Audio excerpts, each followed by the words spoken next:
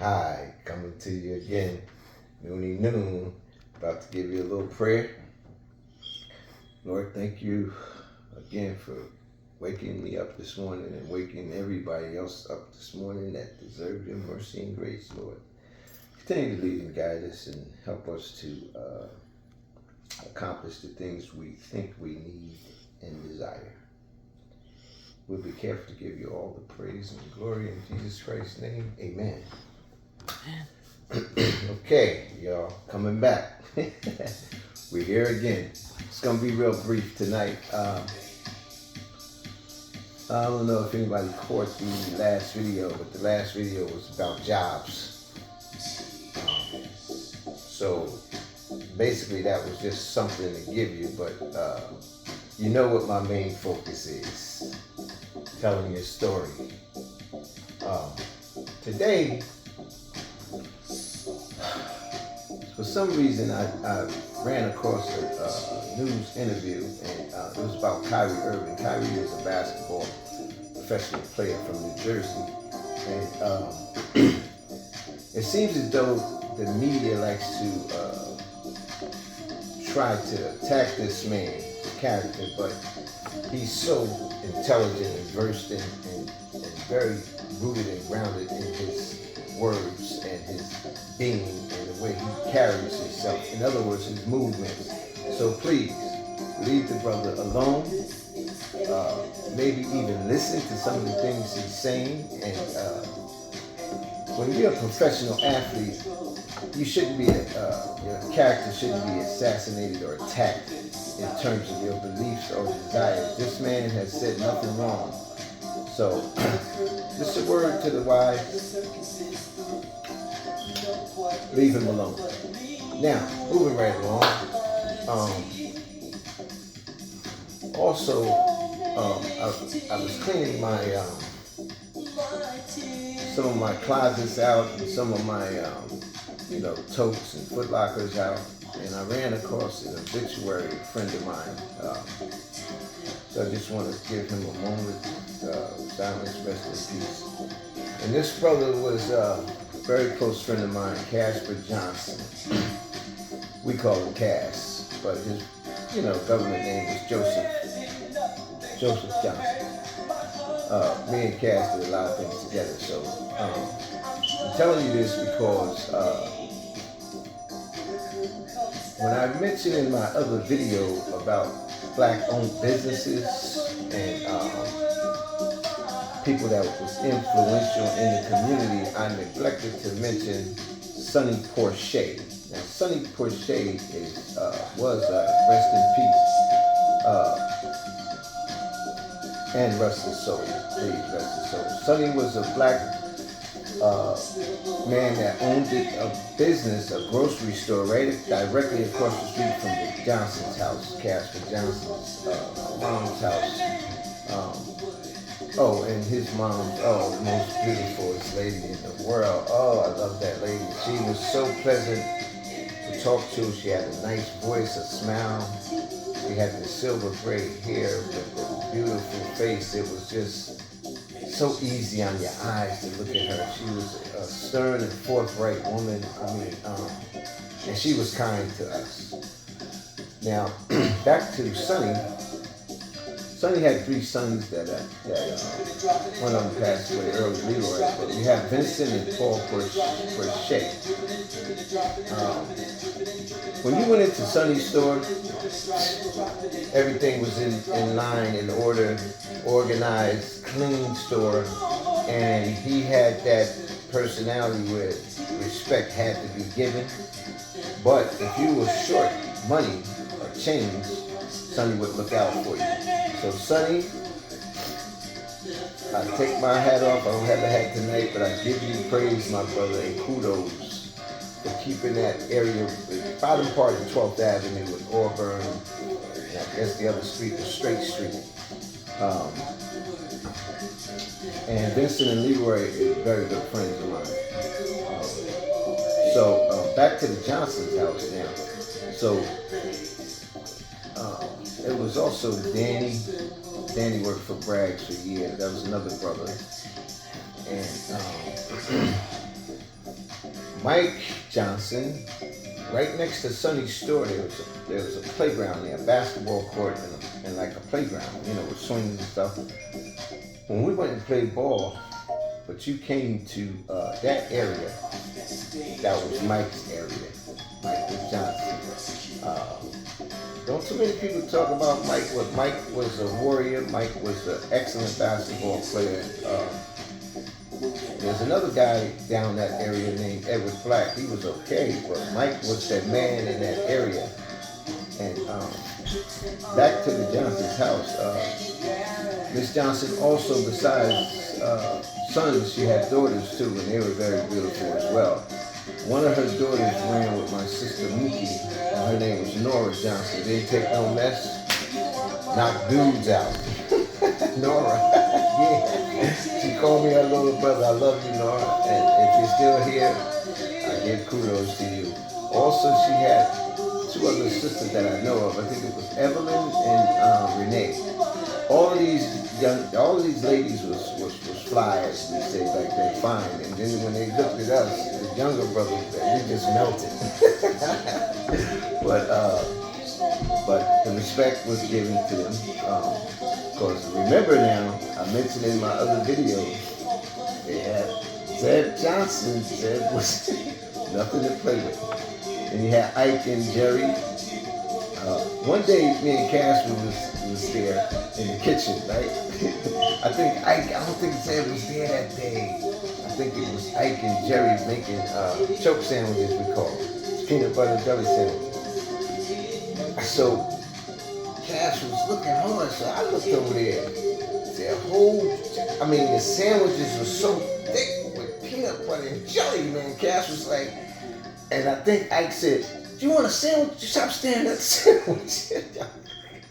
Yo, and Cash said, yeah, but I didn't want to take no sandwich because that sandwich was so thick, man. I know it was good. So we had some experiences in that house. It was a beautiful house. The Porches, the Johnsons, that was always a part of the School 6 clique, although it was on 12th Ave and Auburn, because right around the corner was Mr. Dale's Youth Center. And I told you in my other video about his youth center also. Kudos to Mr. Dale. Also, I got to mention, right in the School 6 area was the Brown family. You had Beetle Brown, William, Laverne Brown, Denise Brown. Denise was like Lorraine, who I mentioned to you guys earlier. We used to say Denise gonna be a tomboy, but you wouldn't tell Denise that in her face.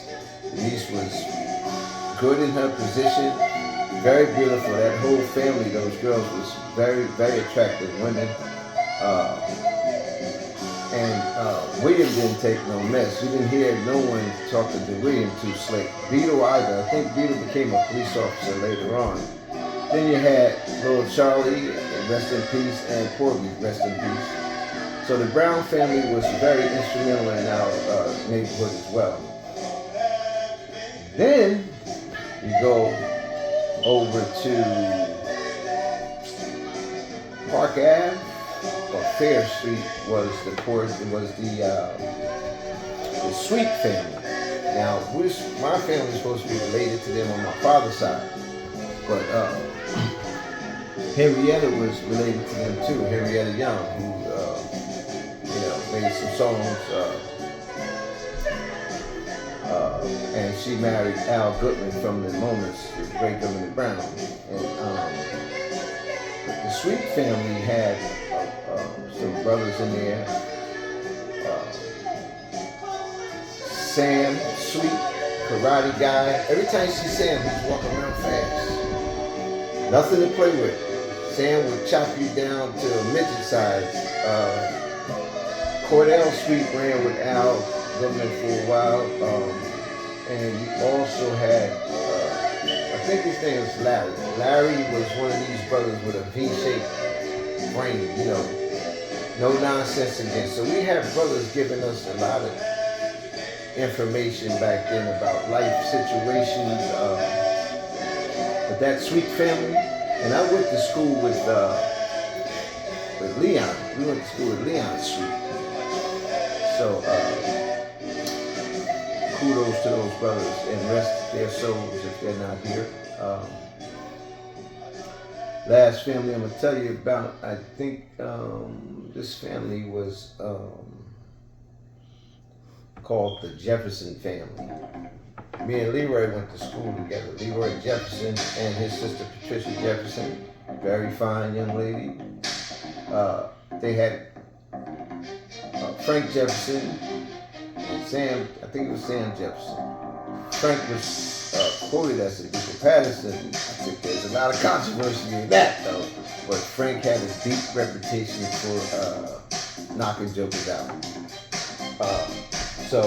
And also keeping us straight. You know, they gave us guidance, man. This is why I'm mentioning these families, because they gave us guidance. When you listen to social media now and you listen to all of this celebrity stuff and all these issues and conversations about things that don't matter, think about your story, how you grew up and who was influential in your life. Don't waste your valuable time talking about these people that really don't matter. They really don't. You know, we sympathize with everybody, but you got a news reporter talking about Kyrie Irving yesterday or today or the day before. About what? Enjoy this young man's talent on the basketball court and be happy you're here to see it performed. I was telling somebody about that, about KD, Kevin Durant, the other day.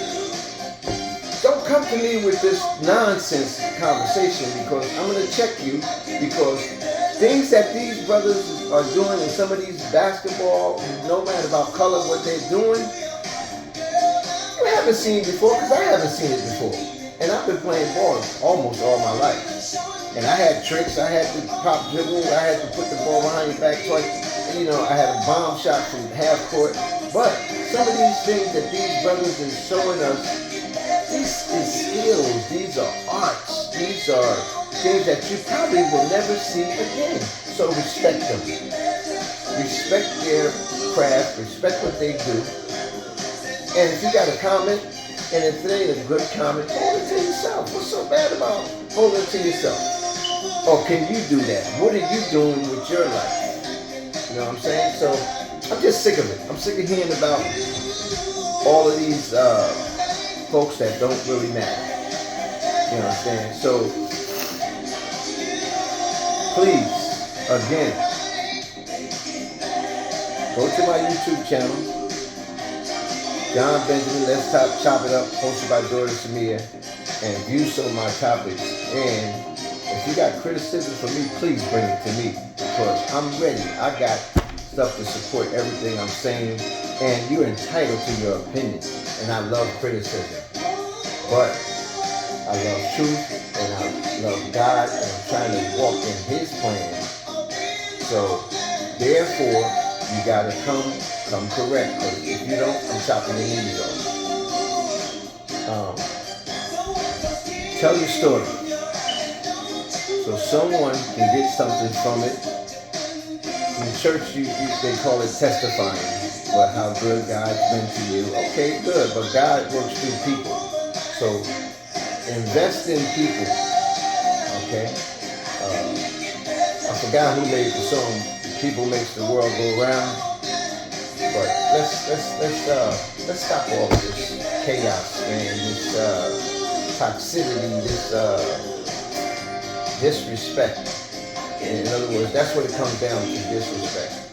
So if you can't give something nice to someone or some concrete criticism, don't say anything. So, now, quick reflection. Tomorrow, I will have another brother or sister speaking about their story and what propelled them to be the individuals they are today and what they're giving back to our youth.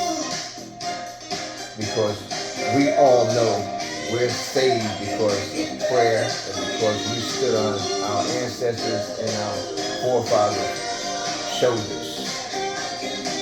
So let's stop all of this other stuff, man. And what I mean specifically about that is voting time now. I spoke about voting too. If you ain't gonna vote, don't come to me about complaints about the politicians who's in office. You have to pick the greater, lesser of the evils. Also,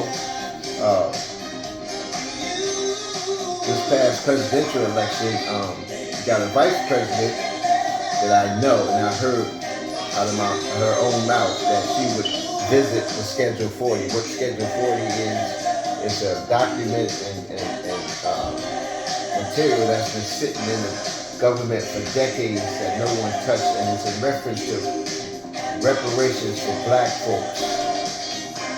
Oh, that's the first thing I'm going to check. I'm going to visit the Schedule 40 and get that one. Nothing said or done yet. Yet you've been talking about all this other stuff. Let's talk about the real issues at hand. You know, equality, justice for all, debts that you owe, especially the black folks. Once again, your boy Noon signing out. I love you guys. Please tell your story. It doesn't have to be this platform. It doesn't have to be on any of your social medias. Again, find these people in the street, in church, in the restaurant, at the club, at the hair salon, at the barbershop, wherever you see young folks, they're approachable. Sometimes if they got a group going on and they getting high and stuff, they might not be. But most times, they're going to respect you and they'll listen. Oh, I can't tell these people nothing. These kids, they don't listen to nothing. That's the wrong attitude to have. Some of them will listen. So what you do, you kill the whole lot because of one bad apple? You learned that in the 3rd grade. Love you guys. Peace.